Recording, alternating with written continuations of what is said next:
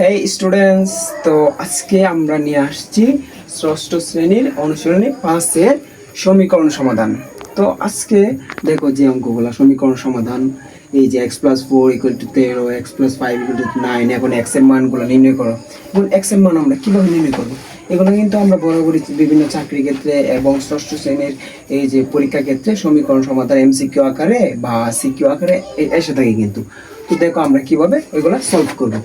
এই যে প্রথমে আমরা লিখলাম কত 12 নং x+4 = কত দেওয়া আছে 30। তো এগুলা কিভাবে সলভ করব দেখো। এখন x এর মান আমরা কিভাবে নির্ণয় করব?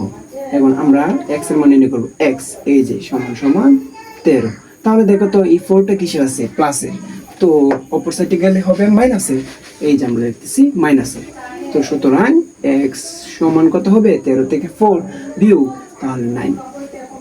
একদম ইজি। এই অঙ্কগুলো কিন্তু অনেক ইজি, কিন্তু যারা না বুঝে বা যারা প্র্যাকটিস করছে না বা যারা কোনো জায়গায় পড়ে নাই, তো তাদের জন্য কিন্তু কঠিন। তো দেখো 12 পরে আমরা এরপরে করতেছি যে 13 নং। 13 নং কিন্তু একদম সেম, শুধুমাত্র দেখো সংখ্যাগুলো চেঞ্জ। এই যে সংখ্যাগুলো চেঞ্জ। 13 নং কি বলছে x+5 = 9। তাহলে x এর মান নির্ণয় করো। আবার একদম সেম, শুধুমাত্র আমরা কি করব এই যে x = 9।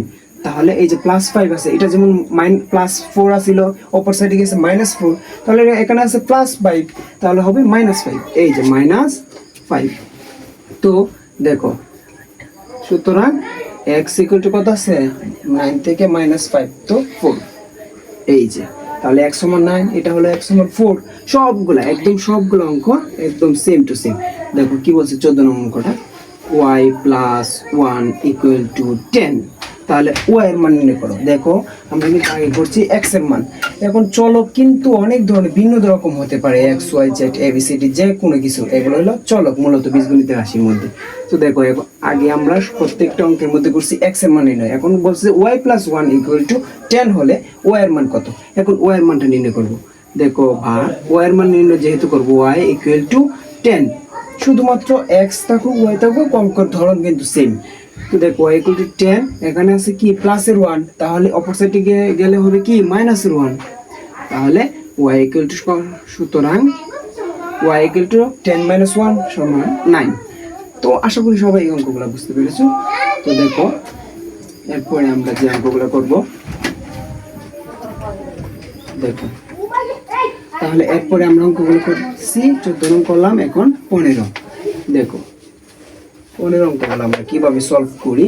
তো বলছে y-5, এই যে y-5 = 11।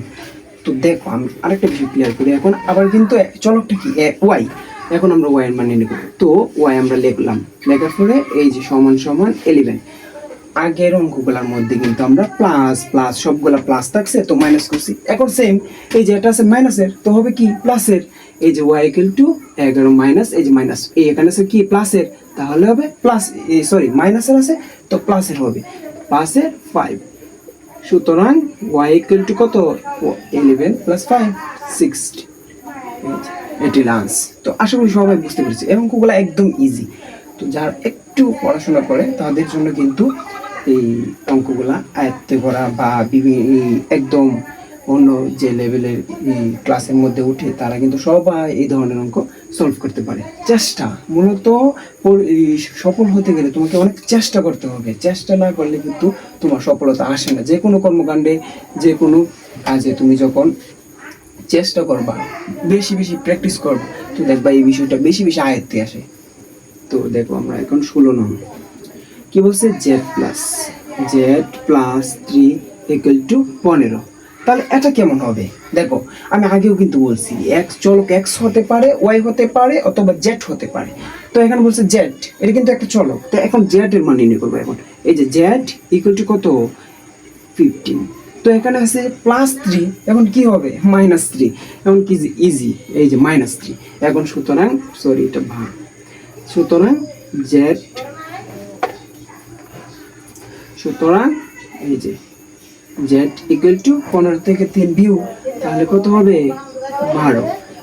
এই যে আজকে আমার ক্লাসে 12 থেকে একদম 16 পর্যন্ত যে সমীকরণ সমাধানগুলো রয়েছে তো এগুলো আমি সলভ করে দেখালাম। তো আশা করি সবার কাছে বিষয়টি ক্লিয়ার। পরবর্তীতে আমাদের যে অঙ্কগুলো আরও রয়েছে সবগুলো পরের ক্লাসে আমরা তোমাদের কাছে উপস্থাপন করার চেষ্টা করব। তো সবাই ভালো থাকবে এবং আমার চ্যানেলটিকে সাবস্ক্রাইব করে দিবেন। সবাই লাইক দিয়ে পাশে থাকবেন। ধন্যবাদ সবাইকে।